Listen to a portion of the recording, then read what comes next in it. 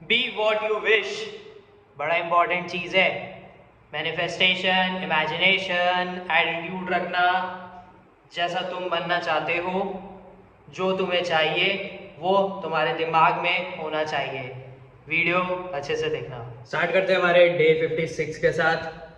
आज थोड़ा सा काम है, जो कन्या भोजन होता है नवरात्रि में वो है, तो पहले वो करते हैं काम, मतलब हेल्प करते हैं खाने में। उसके बाद फिर स्टार्ट करेंगे हमारे फर्स्ट टास्क के साथ, जो कि रीडिंग का है, और फिर आपको स्टोरी बताएंगे।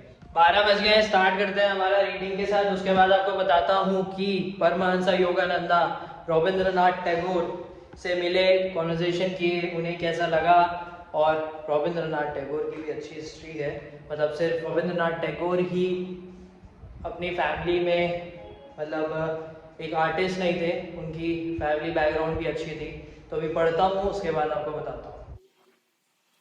जब परमांस योगानंदा श्री निकेतन जाते हैं, जहाँ पर रविंद्रनाथ टैगोर रहते हैं, तो वहाँ पर शांति का एहसास करते हैं। बहुत अच्छा लगता है क्योंकि वो बहुत अच्छे से रहते हैं वहाँ पर, और उनके डिसिपल्स भी रहते हैं। उसके बाद फिर बहुत सारी बातचीत होती है उनके म्यूज़िक को लेकर, उनकी पोएम्स को लेकर, पोइट्री और ये सारी चीज़ें। तो वही सारी चीज़ें परमांस योगानंदा रविंद्रनाथ टैगोर से पूछते रहते हैं कि आपको कहाँ से इंस्पिरेशन मिलता है, या फिर आप कैसे क्या करते हो। तो उनका यही रहता है आंसर कि जो लिटरेचर है वो बहुत ज़्यादा इम्पॉर्टेंट है। उसके बाद जो एंशिएंट टाइम है, गॉड, स्पिरिचुअलिटी, ये सारी चीज़ें इम्पॉर्टेंट है करके, और यहीं से ही सारी प्रेरणाएं जो रहती हैं वो मिलती हैं लिखने के लिए। और जैसे उनकी आवाज़ जो है वो बहुत ज़्यादा अच्छी थी। उसके बाद वो बताते हैं कि वो कैसे दिखते थे, जो स्माइल है वो बहुत ज़्यादा अच्छी थी, फेयर स्किन था, मतलब फेस बहुत ज़्यादा अच्छा था, जो हेयर्स थे वो लॉन्ग थे, बीच से पार्टीशन थे। तो ये सब चीज़ें वो बता रहे थे। एंड जो रविंद्रनाथ टैगोर हैं वो अकेले ही फैमिली में, ऐसे नहीं है कि वही बहुत बड़े बने हैं। जो उनके फादर हैं वो भी महर्षि थे, वो भी मेडिटेशन करते थे और अच्छे थे, मतलब ज्ञानी थे। उसके बाद उनके जो ग्रैंडफादर थे वो भी, उसके बाद उनके अंकल थे वो भी आर्टिस्ट थे, उनके जो ब्रदर थे वो भी आर्ट साइड में ही थे। तो जो फैमिली है वो पूरी ही आर्टिस्ट या फिर जो ज्ञानी होते हैं उस टाइप की थी। तो पूरी फैमिली काफ़ी ज़्यादा अच्छी थी और रेनाउंड थी। तो यही सारी चीज़ें रविंद्रनाथ टैगोर से परमांस योगानंदा की बातचीत होती रहती है, एंड उन दोनों की फ्रेंडशिप काफ़ी अच्छी रहती है। उसके बाद फिर नेक्स्ट चैप्टर जो है वो रिलेटेड है एक माया, कॉस्मिक एनर्जी, लाइट, साइंस, ये सब से, कि न्यूटन का जो रिसर्च था जो मोशन से रिलेटेड था ना, वो सबसे, कि वो माया है और लाइट की स्पीड, ये सब से रिलेटेड है। उसमें एक ऑथर रहते हैं जिसने लिखी रहती है द थ्री हर्मिट।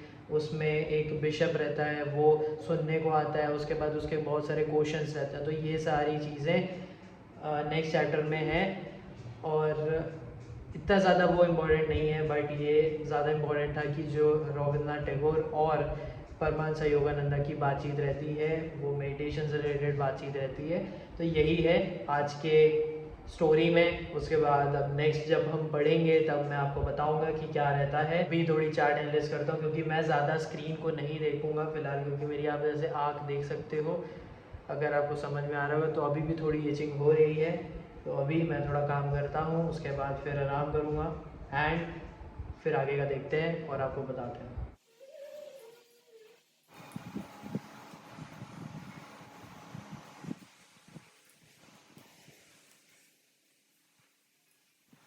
जो कोई भी ट्रेडर है वो ये समझ लो, या इन्वेस्टर है ये भी समझ लो, कि आने वाले जो कुछ दिन है वो थोड़े से और टफ हो सकते हैं, क्योंकि जो ग्लोबल सेंटिमेंट है वो थोड़ा सा अभी भी टेंस चल रहा है। जो इसराइल और फ़लस्तीन का लड़ाई चल रहा है उसमें अभी भी और ज़्यादा लड़ाई हो सकती है आगे भी। देखते हैं कि क्या करता है इसराइल, क्योंकि वो तो पूरी तैयारी कर चुका है, ऐसा बोल रहा है वो कि मैं गाज़ा में एंटर करना ही है करके। अगर वो एंटर करता है तो उसके जो नेबरिंग कंट्रीज़ है, जो इस्लामिक कंट्रीज़ हैं, उन्होंने भी वार्निंग दे दी है इसराइल को कि हम अटैक कर देंगे तुम पर। तो देखते हैं कि क्या होता है। तो ये सेंटिमेंट की वजह से हो सकता है। उसके बाद फिर इंग्लैंड का सेंट्रल बैंक है वो भी अपना रेट जो है वो निकालने वाला है नेक्स्ट वीक पे। जो नेक्स्ट वीक है उसमें ट्यूसडे को दशहरा की छुट्टी रहेगी, उसके बाद एक्सपायरी रहेगा, मंथली एक्सपायरी रहेंगे। एंड क्रूड ऑयल जो है वो भी थोड़ा सा अप चल रहे हैं, जैसे कि आपने देखा है कमोडिटी के प्राइस भी अप बढ़ रहे हैं, तो देखते हैं कि क्या होता है। एंड जो फ्राइडे था उसमें जैसे आपने देखा ही होगा कि जो स्टॉक्स हैं वो काफ़ी ज़्यादा गिरे हैं, आई थिंक स्मॉल कैप ज़्यादा गिरे हैं। अब नेक्स्ट वीक जो है वो अर्निंग्स निकलने वाली हैं और भी कंपनीज़ की, अभी कंपनी की निकली है और निकलेगी, तो अभी देखते हैं कि क्या होता है। बाकी रिलायंस, बजाज, सुजुकी ये सब का निकलने वाला है, पीएनबी, कैनरा बैंक। तो देखते हैं कि इन्वेस्टर पुल इन करते हैं फंड या फिर पुल आउट करते हैं अर्निंग्स देखकर, तो ये भी एक चीज़ रहेगा मार्केट में कि अप डाउन होने का। तो लेट्स सी। बाकी हाँ, ट्रेड ठीक से करना और देखते हैं मार्केट में कैसा रहता है। बाकी हाँ, जो चार्ट है निफ्टी का वो भाई बहुत ज़्यादा गैप अप गैप डाउन है, बहुत ज़्यादा गैप्स हैं, तो उसको देखते हैं कि कब कैसे फिल करता है वो। और बस बाकी अभी 2 बजने में थोड़ा सा टाइम है, तो अभी मैं जाऊँगा खाना खाने के लिए और मैच शुरू होगा आज 1:50 पे। इंडिया और न्यूजीलैंड का मैच है, तो देखते हैं आज मैच कैसा रहता है। बाद में फिर कुछ काम करते हैं तो फिर बताते हैं। स्टार्ट करते हैं हमारा वॉक और उसके बाद फिर करेंगे वर्कआउट। तो आज है बैक का एक्सरसाइज, उसके साथ मैं थोड़े बहुत एब्स के एक्सरसाइज भी कर लूँगा। तो स्टार्ट करते हैं वॉक और सुनता हूँ मैं कुछ audio book. And I hope आपने कल की वीडियो देखी होगी जिसमें मैंने बताया कि जो स्केड्यूल है वो हेल्प करता है आपको मेंटल और फिज़िकल एनर्जी बचाने में। स्केड्यूल रखोगे तो जो एनर्जी है वो सही जगह पे लगती है। अपनी एक वीडियो में एटीट्यूड से रिलेटेड बात की थी।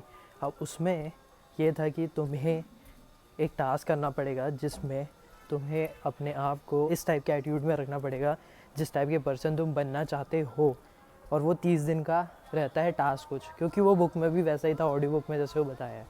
तो जो इमेजिनेशन है, जो मैनिफेस्टेशन है, जो तुम लिख कर रखते हो कि मुझे ये चीज़ चाहिए, और उस टाइप का तुम बिहेव करो जो तुम्हें मिल चुका है या फिर जो तुम पाना चाहते हो। जैसे आपको मालूम ही होगा जो मैनिफेस्टेशन है और जो इमेजिनेशन है, ये सारी चीज़ें काम करती हैं, बहुत लोगों की काम की हैं, तो इसके बारे में अपन बात करते हैं। बात तो सही है कि बी वॉट यू विश, मतलब कि जो तुम्हें बनना है वैसा तुम रहो, और वैसा ही मैं बनकर वीडियोस में बोलता हूँ जिस टाइप का मुझे बोलना है, और इम्प्रूव करता रहता हूँ। जैसा मैं सोचता हूँ कि अच्छा ऐसा बोलूँगा, अच्छा ये बात है, ऐसा करके जो अपने वॉइस ओवर है उसे चेंज करना है, जो टोन्स है वो चेंज करना है। तो यही है, जैसे ट्रेड्स है तो मुझे यार वो बड़ा बनना है, मतलब वो बड़े इन्वेस्टमेंट्स करने हैं, तो वैसा सोचना पड़ेगा।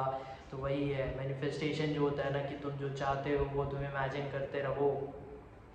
तो वही है बात कि बी वॉट यू विश, जो मैंने बोला आपको वॉक करने के टाइम पे, जो मैंने एटीट्यूड से रिलेटेड बोला कि 30 दिन का टास्क था कि तुम्हें उस एटीट्यूड में रहना है जैसा तुम बनना चाहते हो, और एज्यूम करके रखो कि तुम बन चुके हो।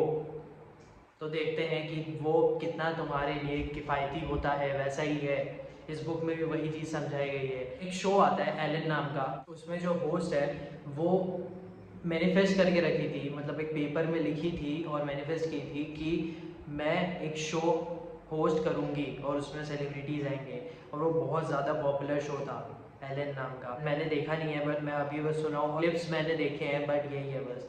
तो ये उनका मैनिफेस्टेशन था, और मैनिफेस्टेशन से काफ़ी लोग का जो ड्रीम रहता है ना, जो वो चाहते हैं वो पूरा होता है। मुझे ऐसा लगता है कि उनके जो दिमाग में ना वो चीज़ चलती है कि कैसे मुझे करना है, कैसे मुझे पाना है उस चीज़ को, क्या मैं कर सकता हूँ। क्योंकि जब तुम एक चीज़ सोच कर रखते हो ना, उसके बाद तुम जब काम करना शुरू करते हो तब तुम्हें और चीज़ें पता चलती रहती हैं कि तुम और क्या काम कर सकते हो, कैसे अच्छे से काम कर सकते हो, कितना और अपने आप को इम्प्रूव कर सकते हो, कैसे उस चीज़ को पा सकते हो। ये सारी चीज़ें तुम्हें समझ में आती रहती है। लेकिन जब तक तुम वो एक चीज़ नहीं डिसाइड करोगे ना कि तुम्हें क्या चाहिए, तो तुम्हें नहीं पता रहता है।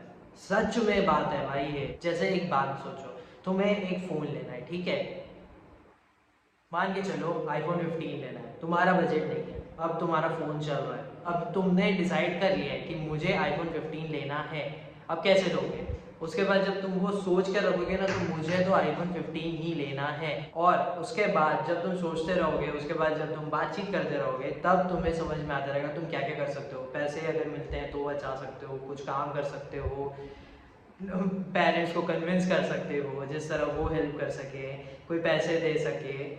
तो बहुत सारी चीज़ें होती हैं जिस तरह तुम आईफोन, जैसे तो जिस तरह तुम फ़ोन ले सकते हो, और उससे ही रास्ते पता चलते हैं। अगर तुम वो नहीं सोचोगे कि आईफोन 15 लेना है, तो ये सारे जो रास्ते हैं ना कि जहाँ से तुम पैसे इकट्ठा कर सकते हो, वो नहीं पता चलेंगे।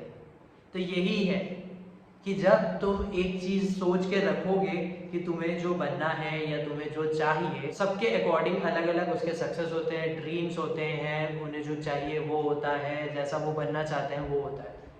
अब वो हर एक पर्सन पे डिपेंड करता है। वैसा तुम्हें एक चीज़ डिसाइड करके रखनी पड़ेगी और फिर काम करते रहना पड़ेगा। And be what you wish, और उस टाइप का तुम बिहेव करो। यही है। आई होप कि आपको समझ में आ रहा होगा। और आपने 60 डेज चैलेंज की प्लेलिस्ट चेक की है, क्योंकि मैं वीडियोस में काफ़ी ज़्यादा इम्प्रूव कर रहा हूँ, बोलने में और ट्रेडिंग जो मेरी चल रही है, सब चीज़ में। अभी डे 56 चल रहा है मेरा, और ये भी आज ख़त्म हो जाएगा। आई होप कि आप चैनल के साथ कनेक्ट रहोगे। तो अभी वर्कआउट का टाइम है, तो स्टार्ट करते हैं हमारे बैक एक्सरसाइज के साथ और एब्स के साथ। उसके बाद मिलते हैं और बताता हूँ आपको कि मेरा क्या क्या टास्क बचा हुआ है। वर्कआउट के साथ ख़त्म होता है हमारा दिन का सारा टास्क। तो डे 56 के सारे टास्क कंप्लीट हो गए हैं। मेरा कुछ था कि यूट्यूब से रिलेटेड मेरे को कुछ सर्च करना था, देखते हैं वो आगे शेयर करूँगा मैं। और